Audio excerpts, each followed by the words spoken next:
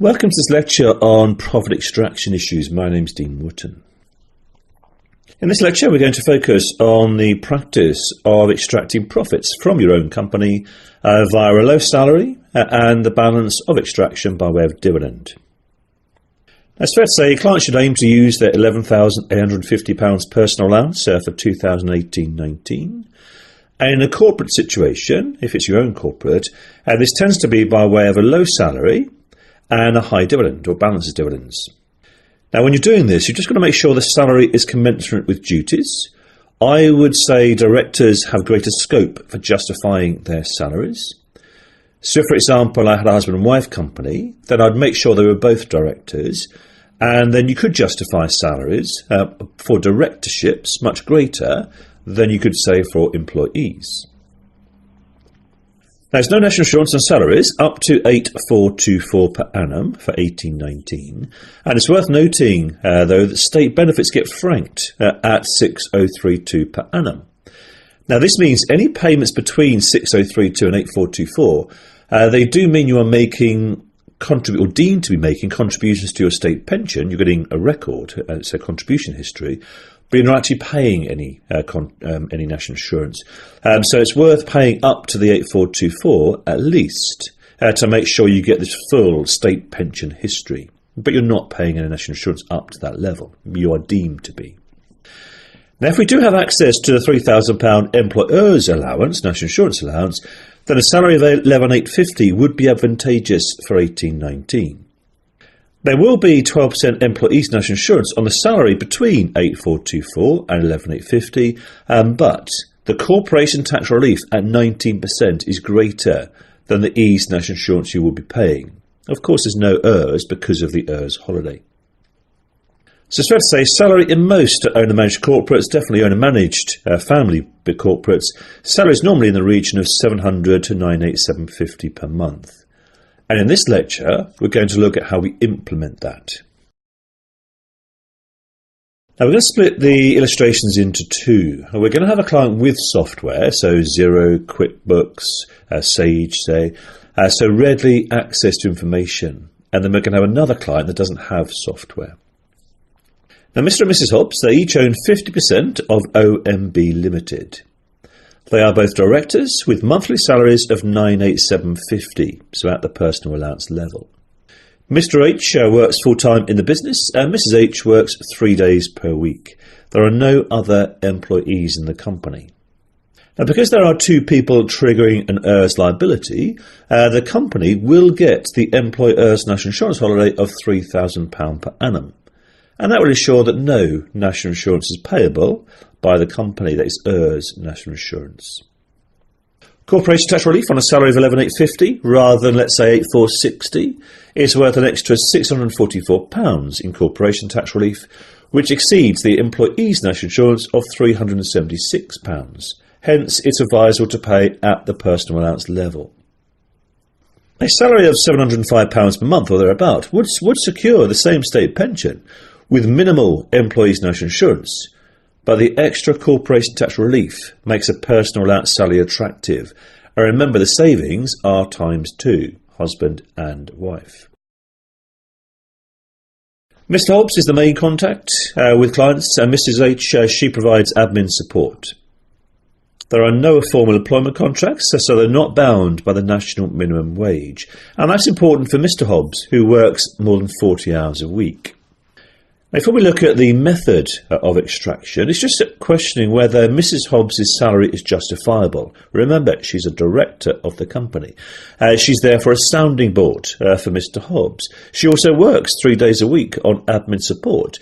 She also keeps the accounting records on a software package, let's say Xero. So I reckon a salary of £11,850 is perfectly reasonable for the role Mrs. Hobbs performs.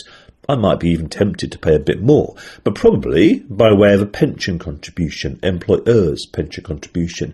Remember, she's a director, you have flexibility. Every month, Mr. and Mrs. Hobbs look at the results for the previous month on their Xero program, or it could be Sage, could be QuickBooks, whichever one you've got, and they pay dividends based on what they feel is affordable. They consider the monthly profit, the retained reserves in the balance sheet, And most importantly, the available cash. So they'll know what their cash flow is required, and it's the spare cash that they're considering paying out as a dividend. So they'll consider their retained reserves on their balance sheet and just see what they feel is justifiable in this particular month. Their accountants drafted pro forma minutes at the start of the year, gave them to Mr. and Mrs. Hobbs in Word, and they just complete the minutes for each monthly dividend. It's better that they do that, and then they're in control of their paperwork. We can prepare one consolidated dividend voucher at the end of the tax year. No need to prepare a dividend voucher for each dividend. Mrs. Hobbs posts the dividend drawn, 2 dividends in the Xero software. And their mix of salary and dividends is a sound method of tax-efficient extraction. HMRC have no grounds to challenge their extraction method.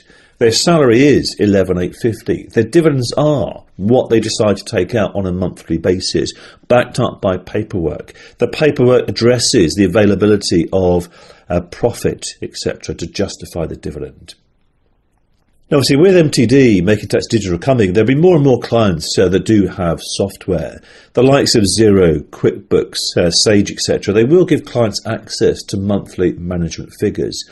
But there'll also be a lot that, even under MTD, don't have that. They might well be using Excel, say. And in a basic Excel package, they may not know what the numbers are. They might just be keeping their cash book for their VAT return on Excel spreadsheets. And there might even be some, I'm sure there are some, that have manual records, and they are thinking now as to how to get across to computers. In illustration 2, we are going to consider clients without software. Now, these are clients that might have manual records, they might have some form of software which doesn't give them monthly figures, like Excel, say, basic Excel. So a small limited company without the management accounts function that the likes of Xero, etc. offer. So here we have a company, small limited company, with minimal retained reserves, and the clients extract all the profit. They are what I call a make and take company. Whatever they make, they take. They do want a director shareholder salary of $11,850 per annum with the balance as monthly dividends. But they only know the numbers when their accountants prepare their annual accounts. Now, how could they ensure that the monthly dividends are legal? And this is important given the Court of Appeal decision in Global Corporate Limited and Hale in late 2018. We reported on this last month on this service. And it does show that there's little chance of reclassifying illegal dividends as salary. So therefore, we have to make sure that if we are doing dividends, they are legal dividends.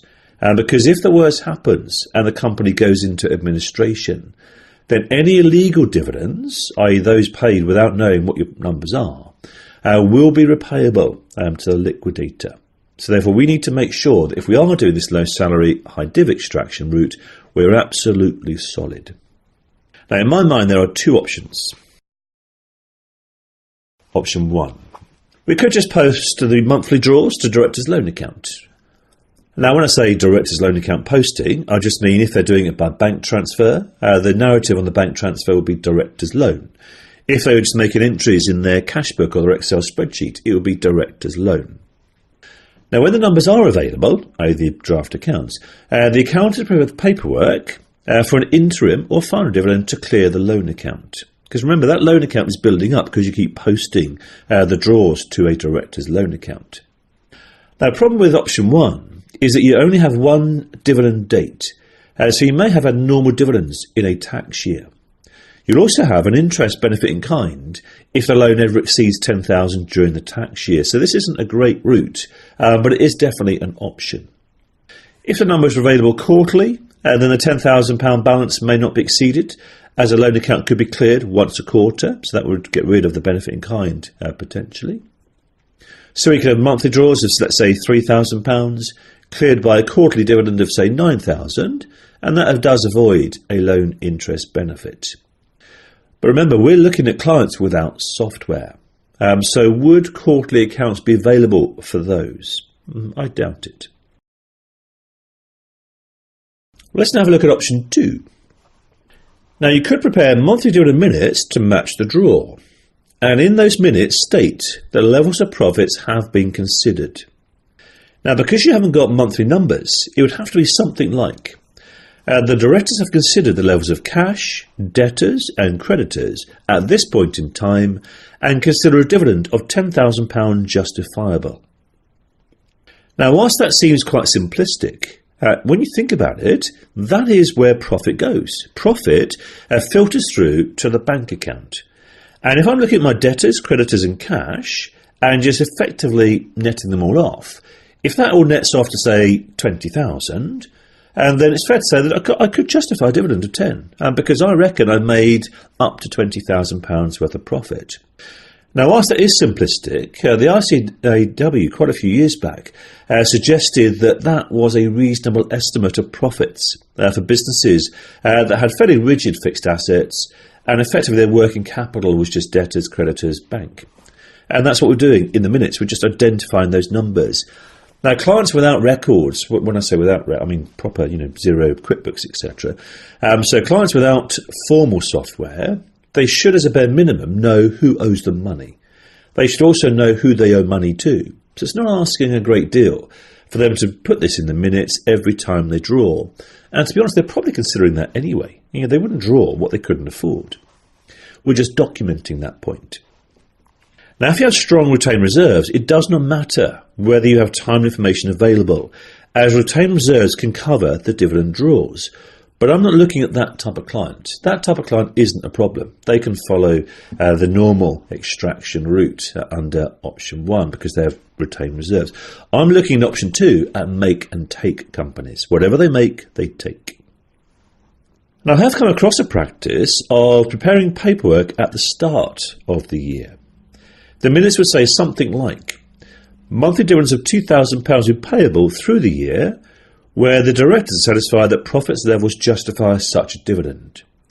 Now, to my mind, that isn't wise. I don't think that would work. So it is an option, option 3, but it is a much worse option, in my opinion. Option 2 is far better. So if it was me, I would be using option 2 for those clients that don't have software. So to conclude, low salary, high dividend is the optimum means of extraction in owner-managed corporates. We all know that, and many of us, if not all of us, have been doing that for many, many years. Salaries should be justifiable for the work done. Make sure directors are there. So husband and wife companies, make sure they're both directors. I would say directors, not company secretary, because directorships, that has responsibilities. And with those responsibilities comes a high level of salary. So you could easily justify, in my opinion, a salary up to 11,850 for a directorship in a profitable company. Now, dividends should have the correct paperwork, minutes, and a consolidated dividend voucher at the end of the tax year. Given the recent case, we should make sure that we do have documentation to support the dividends drawn, just in case we get into trouble. If we get into trouble, we don't want those dividends being reclassified as illegal. If they're illegal, then we are repaying them to the liquidator, and we do not want that exposure. If you don't think you've got enough paperwork there to justify the dividend, then don't take dividends, take salary. It might be a bit more expensive, but at least it's safer. Now, you do need to identify profit levels to ensure dividends are legal. Now, digitalisation will make this easier. So lots of people are moving across to the likes of Xero, QuickBooks, Sage, Free Agent, etc. But for some, digitalisation still won't give them management accounts. So for those, we'll still be in the option 2 situation. Where profit levels are not easily identifiable by way of management accounts, we still need to address the availability of profit. Failure to do so might create an issue if ever the company got into trouble. Now, profit can be measured by other means, cash, debtors, creditors, etc., but be very clear in your approach. Well, that concludes the lecture on profit extraction. My name's Dean Wootten. Thank you for listening.